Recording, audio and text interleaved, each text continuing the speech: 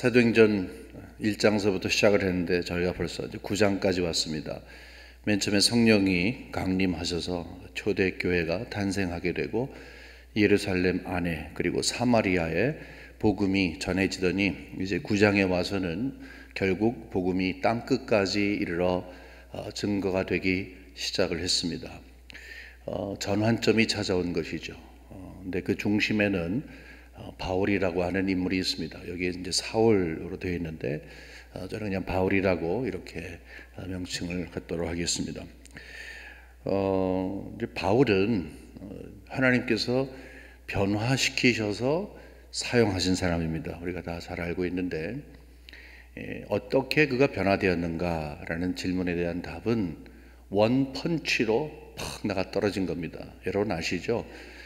권투를 하신 분들 가운데 아무리 잽 이런 걸 많이 넣어도 원펀치로 팍 한 바디 쳤을 때 상대가 뻥 하고 나가 떨어지는 거 있잖아요. 원펀치가 팍 날아갔습니다. 근데 그게 뭐냐면 어찌하여 나를 박해하느냐, 이전에는 이제 핍박하느냐 그랬는데 같은 말이고 어찌하여 나를 박해하느냐, 이 한마디에 그냥 빵 나가 떨어진 것입니다. 굉장히 짧지만 강렬한 말씀이었습니다. 정말로 강렬한 말씀이었습니다. 사울이 이제 전국을 찌른 것이지요. 큰 충격을 받은 것입니다. 모두가 다 우리는 회심의 경험을 통해서 예수님을 믿게 됩니다. 우리가 이곳에 들어오기 위해서는 문을 통과해서 이곳에 오시는 것이 순리 아닙니까? 여러분이 무슨 뭐 벽을 뚫고 오는 것도 아니고 지붕을 뚫고 오는 것도 아니고 문을 통과해서 여러분 오시는 것처럼 예수를 믿기 위해서는 반드시 회심이라고 하는 문을 통과하신 다음에 그 다음에 예수를 이제 믿게 되는 것입니다. 각자마다 다 경험이 좀 다를 수 있어요. 근데 어떤 특별한 교파에서는 이것이 회심의 증거다, 내지는 이렇게 하는 것이 곧 회심이다, 그렇지 않으면 다 가짜다, 뭐 이렇게 말을 하는데 회심의 경험들은 다 사람마다 다 달라요. 우리의 기질이 다르고 우리의 출신이 다르고 성향이 다른 것과 마찬가지로 하나님께서는 각자 그 사람에게 맞춤형으로 회심을 시켜주시는 것입니다.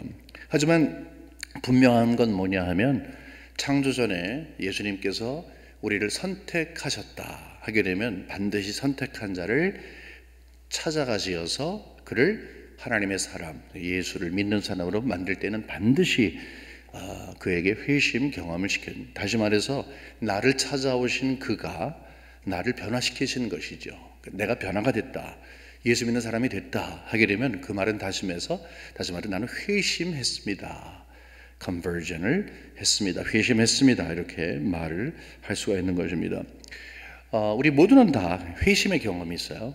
그래서 오늘 우리의 경험들은 다 다르고 뭐 언제 어떻게 했는지 뭐 이렇게 각자마다 다 말을 할 수 있겠습니다만은, 그럼에도 불구하고 우리 자신들의 회심을 다시 한번 돌아보기 위해서 오늘 바울의 회심을 한번 살펴보도록 하겠습니다. 특별히 왜 어찌해서 너는 나를 박해하느냐, 이 말씀에 우리가 조금 귀를 기울였으면 좋겠습니다. 여러분, 바울이 누군 줄 아시죠?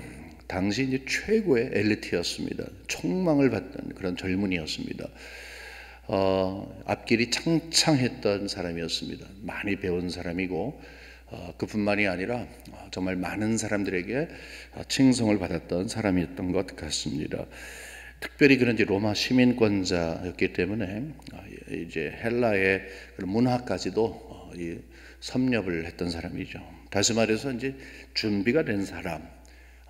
이제 바울은 대단한 사람이다, 빠질 것이 없었다, 이렇게 이야기를 우리가 할 수가 있습니다. 근데 보통 이런 사람들은요, 주로 많이 배우고 또 이렇게 좀 나름 갖춘 사람들은 주로 이제 이론에 강합니다. 이론에 강해요. 신앙 이론에 강할 수가 있어요. 뭐 많이 알고 한마디 하면 줄줄줄 나올 수 있지만, 그럼에도 불구하고 이론에 강했던 그는 동시에 열정이 대단했어요. 보통 사람이 아니었던 것입니다. 행동파였어요. 그를 막을 사람이 없을 정도로 그랬어요. 그러면 1절과 2절을 보겠습니다. 사울이 주의 제자들에 대하여 여전히 위협과 살기가 등등하여 대제사장에게 가서 다메섹 여러 회당에 가져갈 공문을 청하니 이는 만일 그 도를 따르는 사람을 만나면 남녀를 막론하고 결박하여 예루살렘으로 잡아오려 함이라. 위협과 살기가 등등해서 대제사장에게 가서 이제 요즘으로 말하면 이제 워런트가 있어야 되잖아요. 누구를 체포하기 위해서는 그 증이 있어야 되잖아요. 허락 증이 있어야 되는데 그것을 달라고 한 것입니다. 근데 감정을 여기에다가 두고 있어요. 위협과 살기가 등등했다. 이제 화가 꽉 차 있다. 그렇게 얘기를 한 거죠.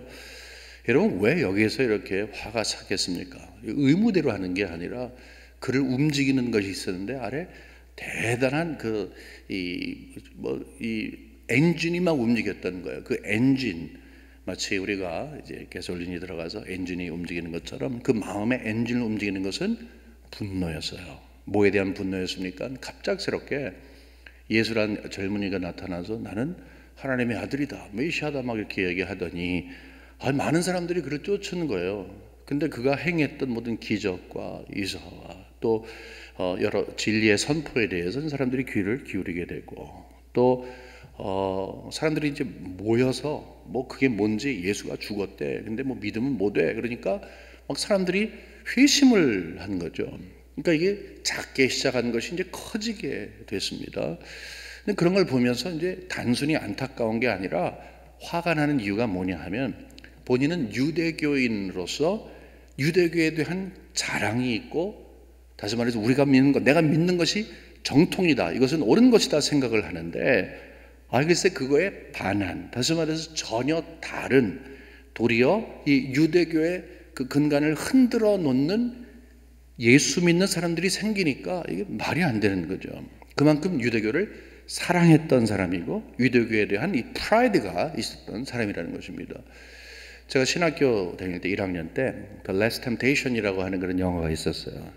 뭐 이게 보지 않아야 할 그런 영화인데 우리 친구들이 일부러 우리 그래도 한번 보러 가자 이렇게 이야기했어요. 뭐냐면 예수님의 인성을 강조한 건데 이제 지나치게 강조하다 보니까 이 인간적인 유혹을 이기지 못하는, 그리고 뭐 여러 장면이라 봤을 때 이건 아닌데라는 그런 생각을 갖게끔 하는, 막 영화를 보는데 이게 막 꾸역꾸역 올라오는 것 때문에 좀 힘들었습니다. 그걸 본 다음에는 그냥 평가를 할 수가 없는 거죠. 막 화가 나는 거예요. 어떻게 누가 이런 걸 만들었어? 기독교를 이렇게 폄하하다니, 예수 그리스도를 이렇게 폄하하다니. 왜 그렇겠습니까? 우리 기독교에 대한 자부심이 있기 때문에 그런 거죠. 자랑거리가 되는데 그것을 공격을 해 들어오니까 이건 말이 안 된다 생각을 하는 거죠. 기독교를, 우리 주님을 그만큼 사랑하니까 마음의 분노가 자연스럽게 생기는 것이죠. 마찬가지예요. 여기에서 이 바울은 자기가 지금 태어날 때부터 자기를 자기되게 한 유대교에 완전히 깊이 들어가 있고, 그뿐만이 아니라 이것이 나를 낳을 뿐만 아니라 앞으로 평생토록 이 유대교 안에서 살아야 될 사람인데 이렇게 흔들어 놓으니까 마음이 편안할 수가 없었던 것입니다. 여러분이 아시는 것처럼 이제 수데반이 순교를 당한 다음에 예루살렘에 있는 사람들이 다 떠났죠. 떠났다는 것은 그냥 여기에서 여기로 말하면 옆 동네로 갔다 그것이 아니라 이제는 정처 없이 방황하는 사람들이 되는 거예요. 방황하는 사람들이 됐습니다. 하지만 하나님께서는 다 이제 계획을 갖고 계시죠. 그게 불이 이렇게 막 타고 있을 때 그거를 잘 꺼야지, 잘못해서 그거를 아이쿠나 하고서 탁 치게 되면 불꽃이 팍 터지게 되는 거 아닙니까? 근데 복음의 불꽃이 주위에 막 팍 퍼지도록, 학자들이 이야기할 때는 150 정도의 그 도시로 팍 퍼졌다 이렇게 이야기하는 사람도 있습니다. 그러니까 복음이 예루살렘에 있을 때 박해를 허락하셔서 그 사람들을 이제 복음과 함께 가게끔 하는 거죠. 민들레꽃이가 그냥 가만히 있지 않고 바람이 불면서 흘러서 어떻게 여기까지 왔지? 왜 그러냐면은 바람이 이렇게 움직여서 멀리에서 생명체를 다시 시작하게끔 하는 그런 것과 마찬가지로 이제 복음을 가지고 그들이 결국은 퍼지게 된 것입니다. 그런데 이 아까 말씀드린 이 바울의 이 마음에 있는 분노는 열심으로 또 승화가 된 거예요. 그래서 어떻게 하든지 어디에 가든지 이제 떠났으니까 됐어, 쫓아버렸으니까 됐어가 아니라 끝까지 추적해서 여자든 남자든 하여튼 보이면 이건 끝이다. 그래서 이제 막론하고 예루살렘으로 데려오려고 했습니다. 목적이 있는 거죠. 누구든지 예수를 믿는 사람들은 그러지 마, 그게 아니라 데려오려고 한 것입니다. 특별한 목적을 가지고 이제 떠났습니다. 근데 어디까지 갔냐면 다메섹이라는 곳까지 갔습니다. 한번 지도를 한번 보시기 바랍니다. 이 다메섹이라고 하는 것은 지금 시리아의 수도인데 이제 요충지였습니다. 특별히 디아스포라, 이렇게 헤어져서 살던 흩어져서 살던 유대인들에게는 아주 중요한 곳이었습니다. 66년도에 그 네로가 핍박을 할 때 요세푸스의 전기에 의하면은 10,000명 정도의 우리 성도들이 거기에서 이제 죽었다, 이렇게 기록이 되어 있습니다. 순교를 당한 거죠. 그러니까 거기는 그냥 뭐 one of the cities, 그냥 그 중에 하나가 아니라 상당히 요충지였습니다. 이제 그 소리를 들었겠죠. 그러니까 그쪽으로 갔습니다. 근데 흥미로운 게 뭐냐면 지난주에 저희들이 빌립 집사가 성령의 인도를 받아서 사마리아에서 가사까지 갔다. 그런데 거기 이제 120km 정도라고 얘기를 했는데, 여러분 여기는 얼마인 줄 아십니까? 딱 2배예요. 240km예요.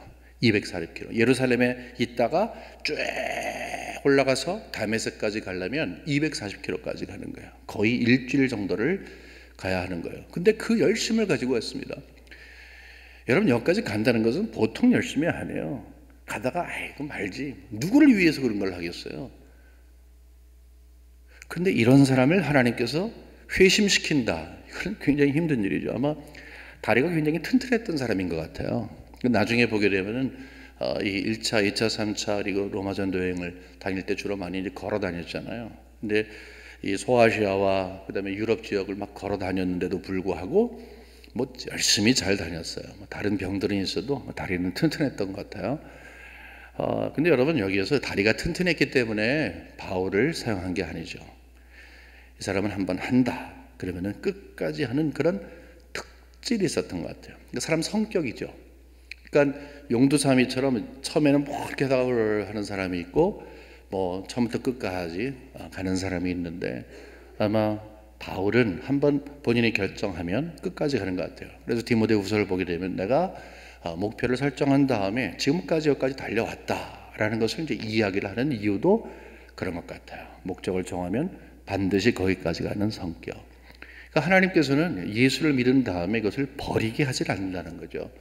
그러니까 예수님이 기질 같은 거 있잖아요. 여러분이 좋아하시는 뭐 습관적인 거, 좋은 것들, 긍정적인 의미에서 취미라든지 아니면 특별히 여러분들이 갖고 있는 남다른 재주들 같은 거 있잖아요. 예수를 믿은 다음에 그거 다 버리라고 하지 않습니다. 여러분 중요한 것은 예수님을 만나면, 내가 변하면 내가 가지고 있는 모든 것들이 하나님의 도구로 쓰임을 받을 수도 있는 거예요. 이게 거기에 참 비밀이 있는 거예요. 하나님께서는 이렇게 이제 이방인을 위한 새로운 세계를 전개하시면서 복음이 그쪽으로 가야 하겠다 생각을 하셨기 때문에 이렇게 열심을 가졌던 바울을 회심시켜 주신 것입니다. 어쨌든 간에 그럼에도 불구하고 누구를 막을 수가 없었어요. 뭐 복음을 몰랐겠습니까? 내용을, 그 똑똑한 사람이. 하지만 본인이 갖고 있는 유대교의 정신, 그리고 반드시 교회를 핍박해야 한다는 그 확신을 막을 사람이 없었던 거예요. 결과는 어떻습니까? 하나님이 직접 나타나셨습니다. 예수님이 직접 나타나신 것이죠. 그런 경우가 상당히 많이 있습니다. 우리가 노력을 하는 거예요. 이렇게 하고 저렇게 저렇게 노력을 하는데 정 안 되면 하나님이 직접 하시는 그런 일을 보게 되는 것입니다. 9절 3절 한번 보겠습니다. 바울이 길을 가다가 다메섹에 가까이 이르러 호련히 하늘로부터 빛이 그를 둘러 비추는지라. 여러분 회심은 하나님의 일입니다. 회심은 누가 하느냐? 회심은 내가 결정하고 내가 마음의 결단을 한 그 내용을 이제 물론 회심이라고 하지만 그것을 주장하는 거가 누가의 일이냐? 그건 하나님의 일인 것이죠. 내 마음을 변화시키시는 분이 누굽니까? 하나님께서 그 일을 하십니다. 근데 그것은 그냥 입버릇처럼 하는 게 아니라 우리가 잘 생각을 해봐야 하는데, 이 3절 내용에 특별히 이 세 단어가 우리에게 그 힌트를 줍니다. 이게 호련히라고 하는 거죠. 갑작스럽게, suddenly, 이 예상하지 못하는 시간에 성령도 호련히 이렇게 내린 것 아니겠습니까? 그러니까 하나님의 은혜는 내가 이만큼 준비하면 그렇게 내리는 그것이 아니라 항상 마음속에 준비를 하는 우리에게 하나님이 큰 은혜를 주시지만, 특별히 회심에 관해서는 많은 부분 하나님께서 도저히 회심할 수 없는 사람을 찾아가셔서 만나실 때 그 사람의 입장에서는 갑자기 만나는 거예요. 하나님은 계획 가운데 그 사람을 만나지만, 분명히 하나님은 계획 가운데 만나지만 그 사람은 갑자기 만나는 거죠. 우리도 그런 경험을 하는 거죠. 여러분이 언제 회심을 하셨습니까? 근데 그때 사실 뭐 내 친구를 따라가는데 거기 수련회 가서 갑자기, 그게 갑자기가 아닙니다. 하나님은 다 계획을 갖고 계신 분이시죠. 그다음에 하늘로부터 이렇게 얘기를 하는데, 이거는 이 세상에 있던 어떤 현인의 말을 듣고 거기 감동을 받아서나 아니면 마음의 작정을 해서가 아니라 이 차원이 다른 거죠. 초월적인 저 하늘로부터 하나님의 일을, 그러니까 회심은 하나님의 일입니다 라고 했을 때 가장 중심되는 증거가 될 수 있는 게 바로 그거예요. 하늘로부터 하나님께서 이 일을 하시는 것이죠. 또 다른 것은 뭐냐면은 빛이 비쳤다 이렇게 얘기를 하잖아요. 지금 현재 어둠에 깊이 이렇게 갇혀 있는 이 바울에게, 본인은 지금 뭐 이게 어둠에 있는지 잘 모릅니다. 영적인 어둠에 있어요. 그럼에도 하나님께서 그에게 찾아가셔서 빛을 비춰주시죠. 예수 그리스도 자신이 빛이니까. 그러니까 빛은 보기 시작하는 거죠. 그전에는 전혀 종교적인 열심은 있었지만 본인의 어떤 이 길을 걸어가야 하는지를 이제 전혀 몰랐다는 것입니다. 사울은 지금까지 하나님의 일을 하고 있다고 생각했을 거예요. 본인은 지금 반짝반짝 빛나는 빛이고 사람들에게도 많이 빛을 비추는 그런 사람이라고 생각했을 거예요. 하지만 그렇지 않았습니다. 그에게는 빛이 필요했던 사람이었습니다. 왜냐하면 영적인 어둠에 있었기 때문입니다. 그 이유는 뭔가 하면 율법주의에 빠져 있다는 것입니다. 율법주의라고 하는 것은 하나님의 말씀 그리고 전통, 그것을 인간적인 모습으로 해석을 하기 시작을 하면서 그것이 훨씬 더 중요하게 되는, 무엇보다 더 중요하냐면은 하나님의 말씀 또는 이 전통이 하나님 자신보다 더 중요한 생각을 하게 되는 거예요. 그러니까 율법주의는 일단은 하나님이 잘 보이질 않는 게 율법주의라고 여러분께 말씀드릴 수가 있습니다. 왜냐하면 율법주의는 하나님 하게 되면 우리가 이 신약시대 성령께서 우리의 눈을 열어주시고 복음을 접한 다음에 하나님을 향하여 갈 수 있도록 길을 내주시잖아요. 그러면 맨 첫 번째부터 십자가로부터 우리가 배우는 것이 무엇입니까? 우리 하나님은 사랑의 하나님이십니다. 하나님은 은혜의 하나님이십니다. 그러니까 결국은 amazing grace, 우리가 놀라운 하나님의 은혜를 깨닫는 것이 우리 복음을 가진 자에게 마음속에 채워주시는 성령의 가장 중요한 일이라는 것이죠. 그러니까 우리가 살아가면서 모든 것이 다 하나님의 은혜입니다. 하나님의 은혜 없이 되는 거 없습니다. 그러므로 하나님의 은혜를 간구합니다. 하나님의 은혜를 갈망합니다 라는 고백을 하나님 앞에 드린다 하는 것은 하나님을 알 수 있는 성도님들이 바로 하나님은 은혜의 하나님이시다, 자비와 사랑의 하나님이시다라는 것을 알고 있죠. 근데 율법주의는 이와 정반대를 하는 거예요. 율법주의는 하나님을 사랑으로 생각하지 않습니다. 율법주의는 하나님은 때리시는 분이시고, 하나님은 꾸짖는 분이시고, 지적하시고, 꼬집으시고, 누르시고, 그 다음에 아주 못살게 구는 그런 분이세요. 그러니까 하나님 하게 되면은 이것 지켜라, 아니면 나한테 어떻게 하는지 한번 보자. 그 다음에 잘못할 때 그때는 가차없이 무엇인가를 원하는, 이제 그것이 율법이에요. 그러다 보니까 율법주의의 가장 커다란 덕이라고 할까, 그것은 공로주의입니다. 무슨 말인가 하면 내가 무엇인가를 잘 해야 하는 거예요. 남다르게 무엇인가를 더 업을 쌓아야 되는 거예요. 신앙생활을 한다 할지라도 저 사람에 비교해서 내가 더 훨씬 하나님께 대한 헌신도나 아니면 말씀을 지켜가는 그런 모습이 달라야지 내가 마음속에 안심할 수 있는 거예요. 왜냐하면 사람의 등급에 따라서 하나님께서 분명히 칭찬할 자와 칭찬하지 않을 자를 구분하신다는 것이죠. 물론 우리가 그런 생각을 갖는 건 상당히 좋지만 그런 의미에서 하나님 자신을 우리가 발견하지 못하는 그러한 모습. 그러니까 결국은 여기에서 바울에게 가장 불행했던 것은 바로 이런 것이죠. 요즘 시대도 마찬가지예요. 요즘 시대에도 하나님의 은혜를 모르게 되면 율법주의로 빠집니다. 율법주의는 내가 잘해야지 하는 것뿐만이 아니라 이제 내가 좀 잘하고 있으면 잘하고 있는 것을 드러내려고 하고 남들이 조금 못하게 되면 그것을 참지를 못하는 거예요. 사실은 율법주의와 연결이 되어 있는 것이 이제 바리새인들의 모습이죠. 왜 그러냐면 율법주의는 절대로 사람을 완벽하게 하지 못합니다. 겉으로 보이는 것은 대단한 모습으로 보여야 하는데 우리 인간이 얼마나 부패하고 타락한 사람들이에요. 속 안에 있는 진정한 모습과 겉에 있는 모습이 같을 수가 없는 거예요. 하나님의 은혜로 채워주지 아니하는 우리의 영혼이, 우리의 심령이 어떻게 안으로 채워지고 어떻게 맑은 영혼을 갖고 있겠습니까? 그건 불가능한 일입니다. 그렇기 때문에 항상 이중적이에요. 속과 겉이 다른 거예요. 예수님이 오셔서 바로 그것을 지적하시는 것이죠. 그게 공로주의고 율법주의예요. 근데 아직도 21세기에도 그거에 노예가 돼서 살아가는 사람들이 있습니다. 항상 옳은 것과 그른 것을 찾는 눈을 엄청나게 발전하고 또 그것을 또 갈고 닦아서 엄청나게 자신을 위해서 남을 위해서 쿡쿡 찌르는 그런 역할을 하는 것. 그것이 바로 율법주의인 것입니다. 그런가 하면은 또 이와 반대로 하나님께서 은혜를 주셔서 이제 회심한 이후에 하나님의 말씀 이것을 사랑하는 마음 갖고서 지켜가는 분들도 있어요. 여러분 어떤 종류에 속하였습니까? 하나님의 말씀을 지키는데 이거는 내가 안 지키면 안 된다는 어떤 그런 위압감 때문에 속은 아니지만 겉으로 무엇인가를 나는 대단한 성도라는 것을 드러내고 특별히 다른 사람의 눈에 괜찮은 사람으로 인정을 받는 바로 그것이 여러분의 신앙의 목적이 된다면 여러분은 끊임없이 마음속에 평안이 없습니다. 만족감이 없어요. 부족하면 부족한 대로, 연약하면 연약한 대로 하나님께서는 나를 맞아주시어서 주께서 성령으로 충만하게 하시고 말씀을 열어주시고 항상 은혜와 사랑으로 같이 나와 동행하시는 그분.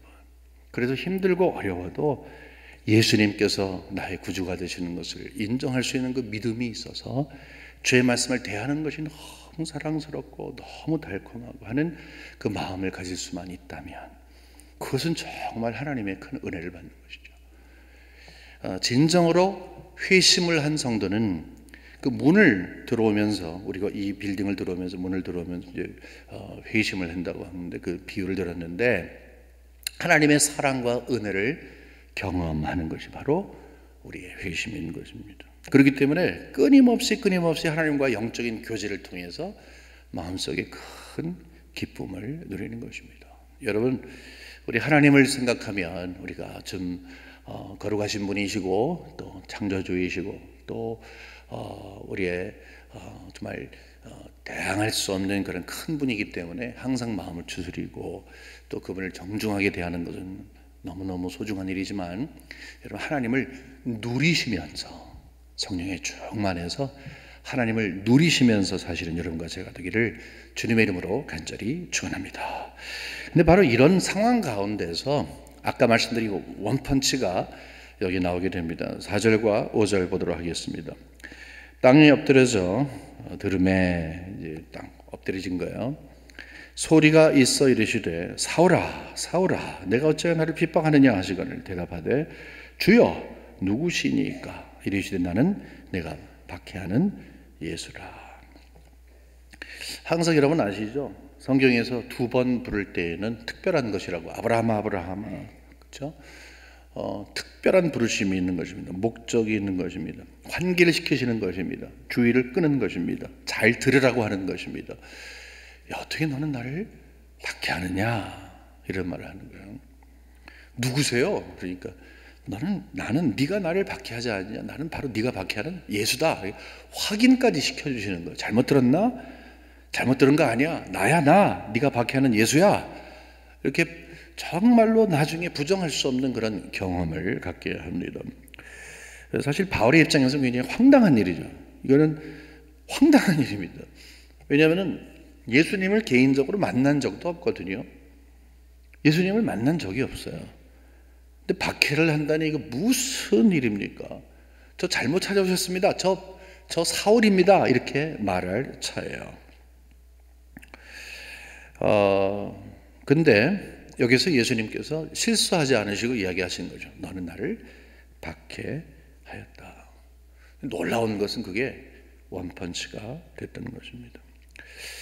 여기에서 이제 신앙이라고 하는 것에 대한 아주 깊은 것을, 신비한 것을 우리에게 알려주고 있습니다.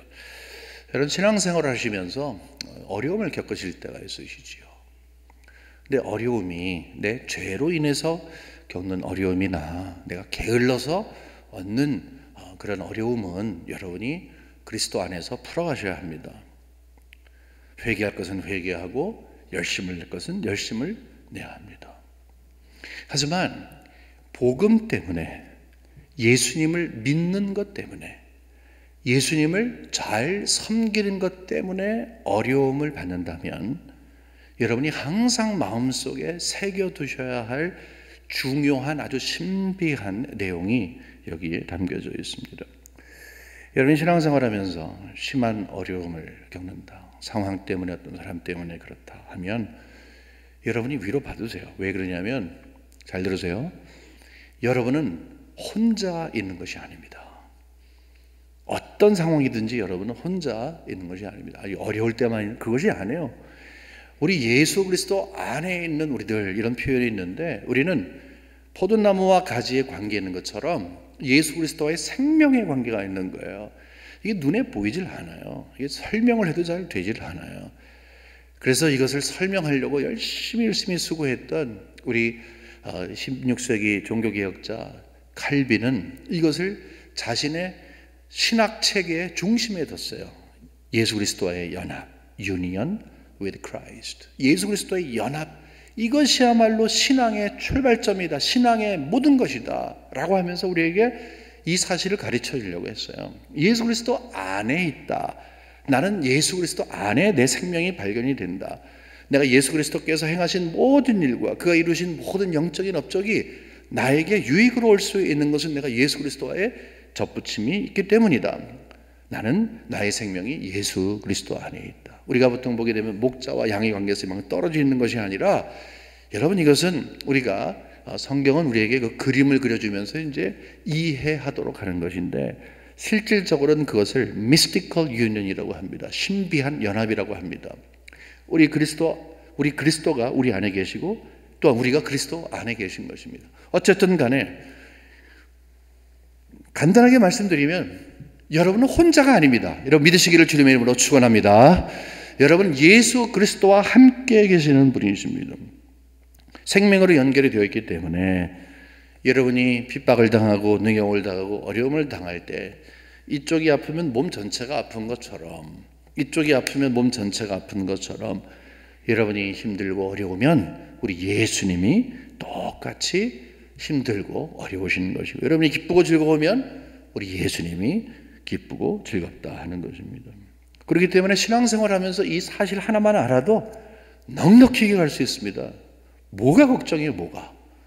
예수님이 계신데, 내가 예수님 안에 계신데. 여러분 예수님 안에서 승리하시기를 주님의 이름으로 간절히 축원합니다. 우리 이 장면은 특별히 성도들이 반드시 체험해야 할 이 회심 경험에 대해서 이제 잘 이해를 시키는데요. 예수님이 찾아오시잖아요. 예수님이 찾아오셔서 이제 말씀하시잖아요. 피할 수가 없는 거예요. 그래서 이제 사도행전을 보게 되면은 여기뿐만이 아니라 두 군데 더 설교를 통해서 본인의 회심 경험을 이제 이야기를 합니다. 굉장히 충격적이었다는 거예요. 누가도 그거를 주저하지 않고 3번이나 이 회심을 사도행전에 기록을 하고 있어요. 물론 좀 이 내용면이나 강조점이 좀 다르지만, 근데 중요한 건 뭐냐면 예수를 만났다고 하는 거예요. 그 말은 뭐냐면 예수는 자신을 보이시는 분이라고 하는 거예요. 눈으로 보인다 뭐 그런 의미가 아니라 우리는 예수를 만난다 하는 것입니다. 그걸 우리가 보는 인격적인 만남, 이렇게 이야기를 하는 거잖아요. 그러니까 회심이라는 것은 무엇입니까? 바이블 스터디를 했습니다. 보니까 이 기독교의 진리가 정말이네요. 예수가 정말로 나를 위해 죽었습니다. 내가 이걸 몰랐군요. 라고 하면서 어떤 설명을 들은 다음에 설명에 동의하는 그것이 회심이 아니라는 거죠. 그것은 동의예요, 그냥. 그뿐만이 아니라 예수에 대한 영화를 보는데 갑자기 보니까 막 예수가 채찍에 맞고 막 죽고 그러니까 눈물이 쭉 흘러 가만히 감동이 있어요. 이전에는 없었는데 예수에 대한 감동이 있네요. 여러분, 그냥 그건 감동이에요. 그냥 감동. 그건 회심이 아닙니다. 회심은 바꾸는 거예요. 근본적으로 바뀌는 거예요. 그 바뀌는 과정 속에서 반드시 어떤 형태이든지 예수님을 인격적으로 만나는 것이죠. 인격적으로 예수를 만난다. 이것은 죄인, 불신자를 찾아오시는 나 같은, 내가 예수 믿기 전에 찾아오셨던, 이렇게 여러분 기억하시잖아요. 그 예수가 나를 찾아오셨습니다. 근데 예수를 만난 다음에 그로 인해서 내가 분명히 변화가 있어요. 그게 뭐예요? 특별히 우리가 가장 중요하게 변화된 것은 우리의 근본적인 마음이 변화되는 것이지요. 여러분, 회심은 굉장히 개인적인 일입니다. 저도 모태신앙이고 3대째, 구체적으로 보면 4대째가 되는데, 했지만 여러분, 이 가문이 기독교 가문이 예수 믿게 하는 거 아닙니다. 절대 그러지 않습니다. 회심은 더더군다나 그래요. 기독교의 문화와 환경에 노출되어 있을 수는 있어요. 하지만 그것이 회심이 아니에요. 회심은 예수와 생명의 관계를 갖는 것입니다. 성령의 역사를 통하여서 더 이상 내가 주인이 아니라 당신이 나의 주인이신 것을 실제적으로 고백을 하는 거예요. 여러분, 그거 없는 개인의, 그러니까 예수 그리스도와 1대1의 관계 속에서 만남이 없는 신앙은 가짜입니다. 그것은 절대로 가짜입니다. 제가 다시 한번 강조해서 말씀을 드릴게요. 어떤 이유든지 어떤 방법이든지 내가 예수 그리스도와 인격적인 만남을 통해서 정말 내가 죄인인 것을 알고 십자가에 달려 돌아가신 예수 그리스도의 그 복음이 나를 정결하게 하고 이제는 더 이상 내가 주인이 아니라 우리 예수 그리스도가 나의 주인이라는 그 고백을 하지 않은 회심이 없는 성도는 가짜예요. 그거는 신앙, 그거는 가짜 신앙입니다. 여러분, 그 점검을 잘 해봐야 되는 거예요.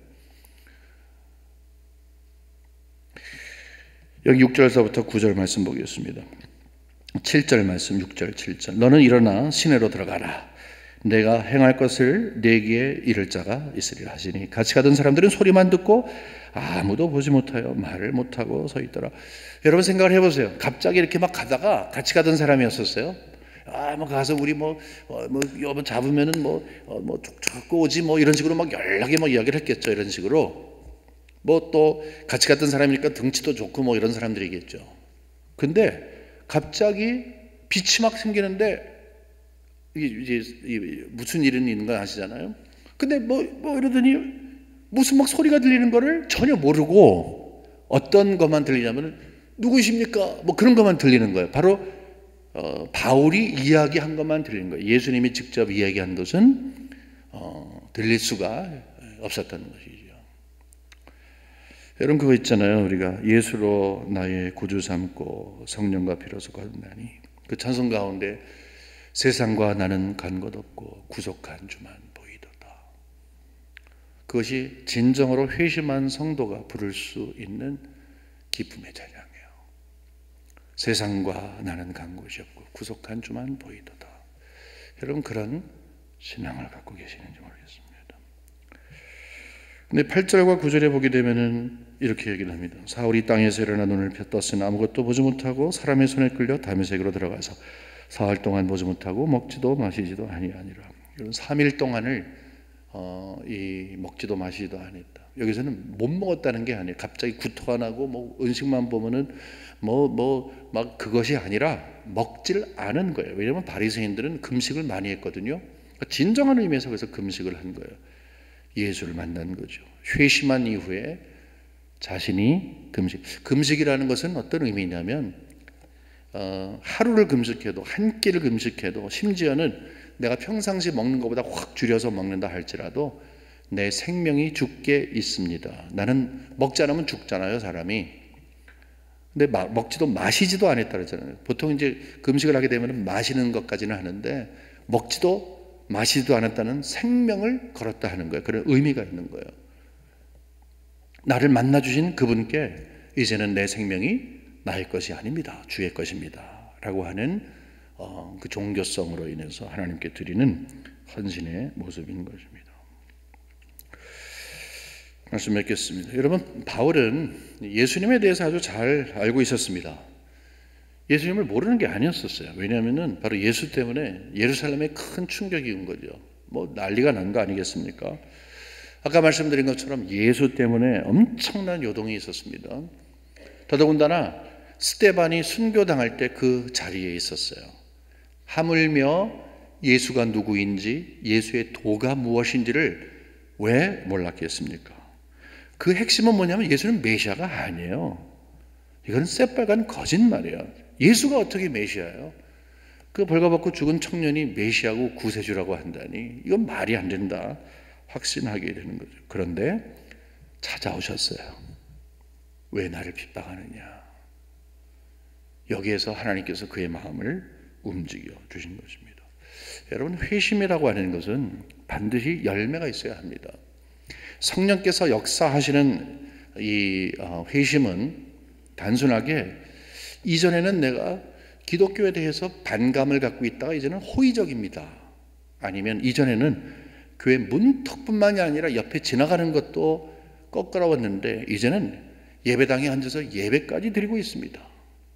이전에는 뭐 성경 뭐 이런 거 뭐 이거는 사람이 만든 것이지 않은데 요즘에는 관심을 갖고 뒤적거리고 있습니다. 여러분, 이 정도가 어떤 회심의 결과가 아니라는 것입니다. 회심의 결과는 반드시 누구에게든지 관점의 차이로 드러납니다. 관점의 차이라고 하는 것은 이제 무엇을 어떤 가치를 가지고 보는가 하는 거예요. 그러니까 근본적으로 변하는 것입니다. 사람이 변하지 않고서는 내가 변하지 않고서는 이 관점이 변하지를 않는 것입니다. 어째 나를 핍박하느냐 할 때 나라고 하는 분이 나의 구주가 되신 것을 알 정도이고 그를 따라가는 것. 여러분, 자존심 상하지 않습니까? 이 정도 훌륭한 사람이라면은 혼자 뭐 앞으로 쟁쟁하게 살 수 있는 사람 아닙니까? 근데 왜 구주님 그러면서 거기에 고개를 숙여야 돼요? 왜 굽신거려야 돼요? 나는 작아지는 자가 돼요? 여기 그런 자존심이 왜 발동을 해야 합니까? 왜 자존심을 왜 포기해야 합니까? 그것은 구주가 정확하기 때문에 그것은 관점의 차이라 하는 것입니다. 요즘에 한국에서 이제 인문학이 굉장히 성행이에요. 그 가운데서 이제 변화라고 하는 게 키워드가 됐습니다. 변화. 근데 변화라게 되면요, 주로 이야기하는 게 뭐라고 이야기하냐면 여러분이 새롭게 될 수 있다는 것을 믿으시기 바랍니다. 그 다음에 끊임없이 자기 개발을 해야 합니다. 모든 변화의 중심에 여러분이 있습니다. 이것이 인문학이 가르치는 아주 중요한 변화의 요점인 것입니다. 근데 우리는 다 알고 있어요. 우리는 스스로 변할 수가 없습니다. 특별히 이것을 신앙의 관점으로 적용을 하게 되면 우리는 우리 스스로 변할 수가 없습니다. 그래서 회심은 하나님의 일이고 그가 나를 찾아오셔야지만 가능한 것입니다.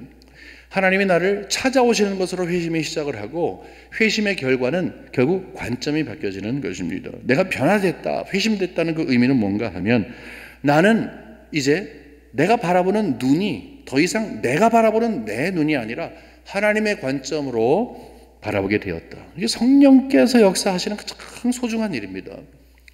성령이 우리에게 오셔서 우리를 충만케 하시면 근본적으로 우리를 변화시키시는데 우리의 생각, 마음, 모든 인격, 모든 것들을 다 변화시키시잖아요. 근데 그 가운데서 가장 중심에 있는 것은 내가 나를 바라볼 때에도 전에는 자연스럽게 나를 바라봤는데 이제는 나를 바라볼 때 하나님의 관점에서 보는 거예요. 옆에 있는 사람을 볼 때 이전에는 내가 나의 관점으로 바라봤는데 이제는 하나님의 관점으로 바라보는 거예요.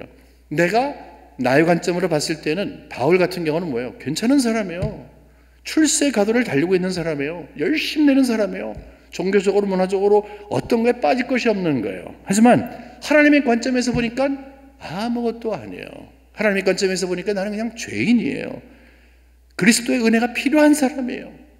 거기에 딱 끝난 거예요. 거기에서 주위 사람들 보니까, 옆에 있는 사람 보니까, 내 관점에서 보니까 요거 틀렸고 요거 맞았고 아이고 아쉽고, 그렇지만 하나님의 관점에서 보니까 하나님의 은혜가 필요한 사람이에요. 그 사람이.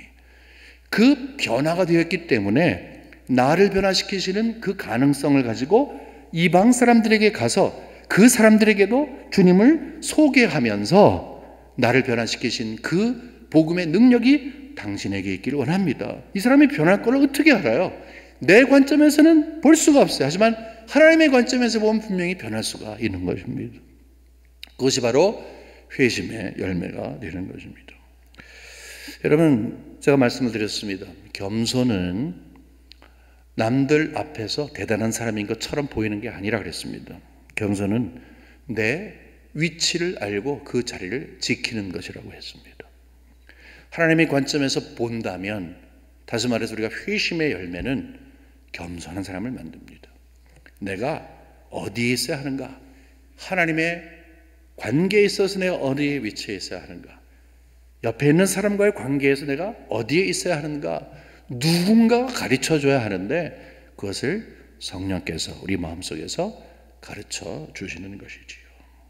바로 그럴 때 그냥 묵묵하게 성도답게 있을 수 있는 것입니다. 겸손하면 속 안으로 묵묵하게 자신의 위치를 지킬 수 있는 영적인 힘을 얻게 됩니다. 왜인지 아세요?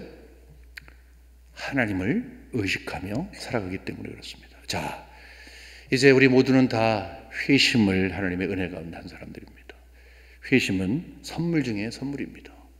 오늘 상당히 좀 무거운, 어려운 그런 주제를 갖고 하는 말씀을 받았는데, 우리 모두에게 다 정말로 넘치는 은혜를 주신 그분, 세상에서 하나님에게서 감사할 것 가운데 가장 큰 것은 예수를 통해 이 회심을 가능하게 하였으니 이제는 예수를 위해 사는 사람으로 마음속에 작정을 하는 여러분과 제가 되시기를 주님의 이름으로 간절히 축원합니다.